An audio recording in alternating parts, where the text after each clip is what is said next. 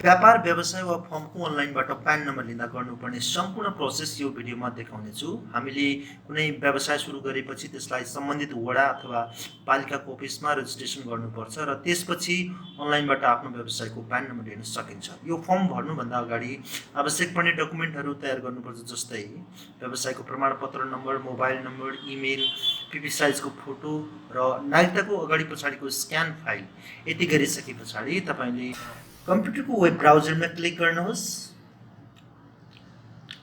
र ब्राउजरमा यसमा google.com type गर्नुहोस् र सर्च बक्समा आन्तरिक राजस्व कार्यालय टाइप गरेर इन्टर गर्नुहोस्। यसमा पहिलो लिङ्क आउँछ आन्तरिक राजस्व विभागको यो वेबसाइट, सरकारी वेबसाइटलाई तपाईँले यो लिङ्कलाई क्लिक गर्नुहोस्। आन्तरिक राजस्व विभागको वेबसाइट लिङ्कलाई क्लिक गर्नुहोस्। यसमा तपाईलाई फर्स्टमा नेपालीमा आउँछ, तपाईले सजिलोको लागि इङ्ग्लिसमा क्लिक गर्नुहोस् र स्क्रोल गरेर ट्याक्स पेयर पोर्टलमा क्लिक गर्नुहोस्। यो ओपन हुन्छ। यसमा चाहिँ रजिस्ट्रेसनमा यसमा प्लस बटनमा क्लिक गर्नुहोस्। एप्लिकेसन फर रजिस्ट्रेसनमा क्लिक गर्नुहोस्। यसमा तपाईको आवश्यक इन्फर्मेसन, युजर नेम, पासवर्ड गर्नुहोस्, कन्ट्याक्ट नम्बर, इमेल सबमिट गर्नुहोस् र यसमा त्यति गरिसके पछाडि रजिस्ट्रेसन फर भनेको छ। तपाईले जबको लागि पर्सनल प्यान बनाउँदैछ भने पर्सनल प्यान गर्नुहोस्। बिजनेसको लागि चाहिँ इन्कम ट्याक्समा क्लिक गर्नुहोस् र तपाईको आफ्नो पाइक पर्ने अथवा आफ्नो नजिकको आन्तरिक राजस्व चुज गर्ने छु डाउन एरोमा क्लिक गरेर चुज गर्नुहोस्।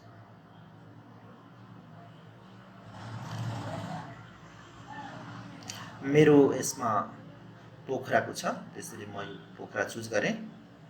यति गरिसके पछाडि तपाईले ओके बटनमा क्लिक गरिदिनुहोस् र यो तपाईको पोखरामा दर्ता हुनेछ। यसमा बढाउन चाहनुहुन्छ भने चाहिँ यसलाई यस गर्नुहोस्। यति गरे पछाडि तपाईले एउटा सबमिसन नम्बर पाउनुहुनेछ। यसलाई चाहिँ तपाईले सुरक्षित राख्नुहोस्। फेरि तपाईले लगइन गर्नु परेको खण्डमा आइडी र पासवर्ड सँगै यो सबमिसन नम्बर पनि जरुरी हुन्छ। यसलाई म वर्डमा सेभ गरेँ। यसमा बिजनेस टाइपमा इन्डिभिजुअल चुज गर्नुहोस्। बिजनेस सब टाइपमा यसमा डाउन एरोमा क्लिक गर्नुहोस्। यहाँ एउटै लिङ्क हुन्छ, यसलाई चुज गर्नुहोस्, प्रोप्राइटरसिप र यसमा तपाईको प्यान नम्बर छ कि छैन भनिरहेछ। हाम्रो त्यसमा छैन र यति गरे पछाडि कन्टिन्यूमा क्लिक गर्नुहोस्।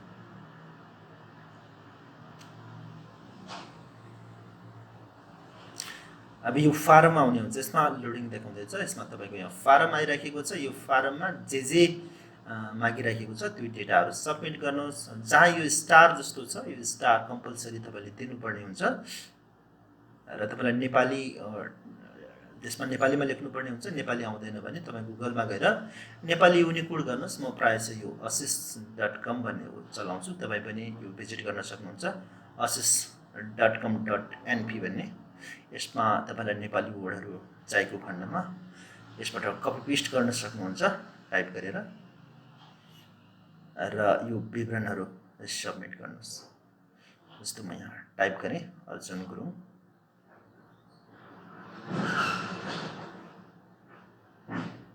यसलाई कपी गर्नुहोस् र लगेर यो नेपाली भने चाहिँ यसमा चाहिँ पेस्ट गरिदिनुहोस्। तपाईलाई समस्या छ भने कट गर्नुहोस् र फेरि यता घरमा पेस्ट गरिदिनुहोस्।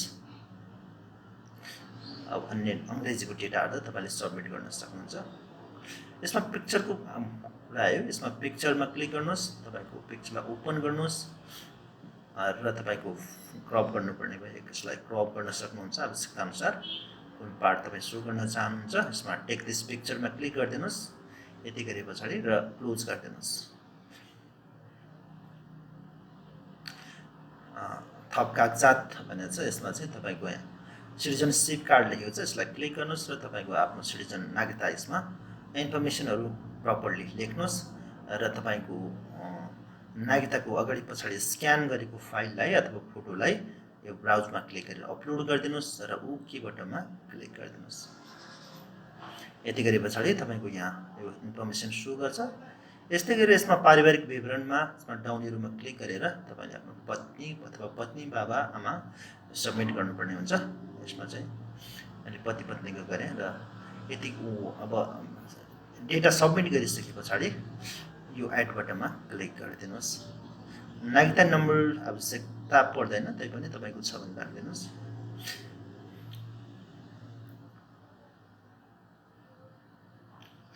यस्तै स्क्रोल गर्नुहोस्।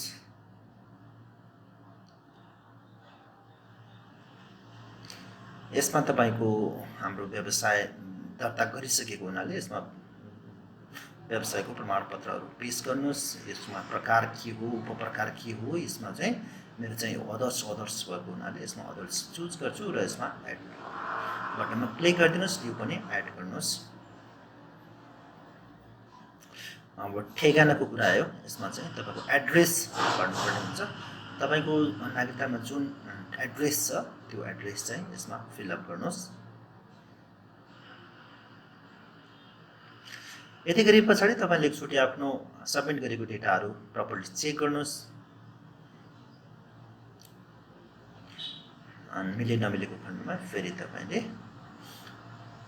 त्यसलाई सच्याउनुहोस्।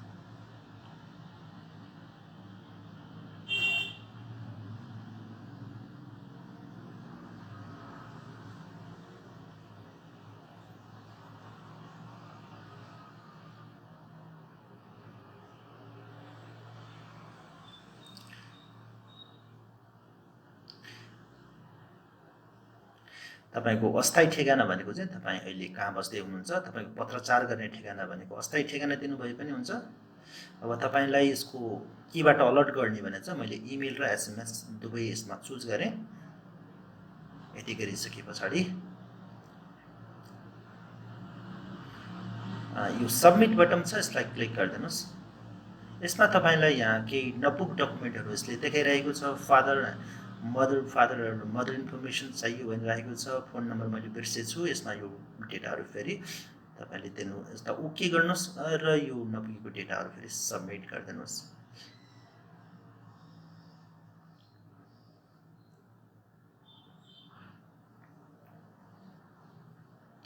त्यस पछाडि सबमिट बटनमा क्लिक गरिदिनुहोस् र यसमा तपाईलाई वार्निङ दिँदैछ। एकपटक सबमिट गरिसकेपछि अर्को यो तपाईले चेन्ज गर्न पाइँदैन भनेर चाहिँ यसमा ओके गरिदिनुहोस्। पर्सनल इन्फर्मेसन सेभ सक्सेसफुल देखाइरहेछ, यसलाई ओके गरिदिनुहोस्। तपाईले प्यान नम्बर, तपाईलाई जस्तो जबको लागि प्यान नम्बर चाहिएको भने यति नै कम्प्लिट प्रोसेस हुन्छ। यसमा तपाईले प्रिन्ट गर्नको लागि प्रिन्ट बटनमा क्लिक गर्नुहोस् र यसरी प्रिन्ट गर्नुहोस् र तपाईँ यो लिएर आन्तरिक राजस्व जानुहोस् अथवा तपाईको मोबाइलमा चाहिँ नम्बर आउँछ। यदि तपाईँ बिजनेसको लागि हो भने यो नेक्स्ट बटनमा क्लिक गर्नुहोस् र यसमा तपाईको बिजनेसको इन्फर्मेसन सबमिट गर्नुहोस्। तपाईको फर्मको नाम अंग्रेजी नेपाली, तपाईको दर्ता मिति कहिले, यो सब डेटाहरू राख्नुहोस् सबै र यसमा प्लस बटनमा क्लिक गर्नुहोस्। तपाईलाई कन्फ्युज लागिरहेको छ भने पहिला नै प्लस बटनमा क्लिक गर्नुहोस्, उसले सम्पूर्ण विवरणहरू देखाउँछ। त्यही डेटाहरू तपाईले फेरि सबमिट गर्न सक्नुहुन्छ। यसमा तपाईको मुख्य कार्यालयको ठेगाना, तपाईको अफिस कहाँ राख्दै हुनुहुन्छ, तपाईँ अथवा तपाईको कारोबार कहाँबाट गर्दै हुनुहुन्छ, यो सम्पूर्ण डेटाहरू गर्नुहोस्। कारोबारको मुख्य स्थान भनिन्छ, यसमा चाहिँ मुख्य कार्यालय भन्दा फरक भएको खण्डमा मात्रै भर्नुपर्ने हुन्छ। यो व्यवसायको विवरण चाहिँ इम्पोर्टेन्ट हुन्छ। यसमा चाहिँ तपाईले जस्तो हाम्रो चाहिँ यो स्मल बिजनेस थियो, यसमा यसरी कुराहरू सबमिट गर्नुहोस्।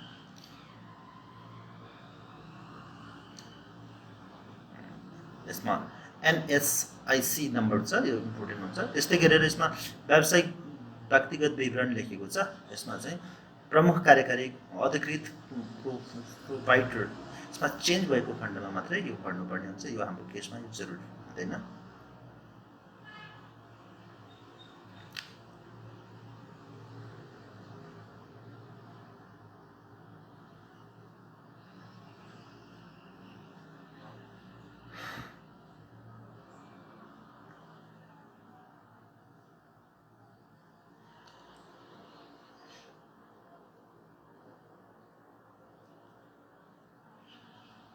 यति गरिसके पछाडि यो तपाईको एड बटनमा क्लिक गरिदिनुहोस्। त्यसमा तपाईँले यो डेटाहरू सबमिट गरिसकेपछि